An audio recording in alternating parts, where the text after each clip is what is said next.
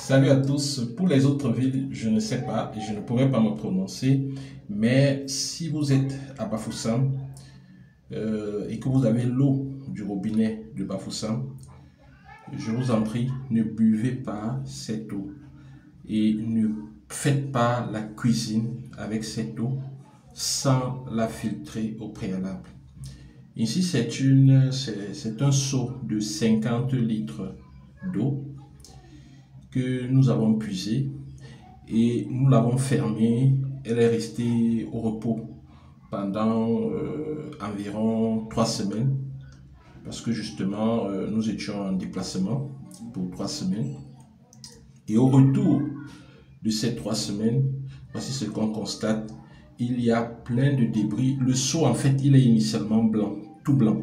Mais là, vous voyez, il y a plein de débris à l'intérieur, plein de petites particules. Vous voyez, ce sont ce qu'on appelle en traitement de l'eau des matières en suspension. Donc, il y a plein de matières en suspension qui se sont déposées au fond du seau.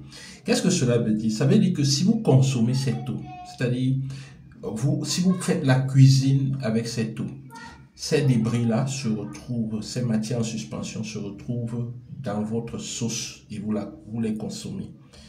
Si vous buvez cette eau, ces matières-là se retrouvent dans votre corps. Et à la longue, lorsque vous aurez accumulé ça, ça bouche les pores, ça crée l'hypertension, ça crée plein de maladies. Donc, les médecins peuvent mieux en parler. Mais pour nous ici, nous pouvons juste vous prévenir. Franchement, faites très attention. Ne consommez pas cette eau sans la traiter au préalable.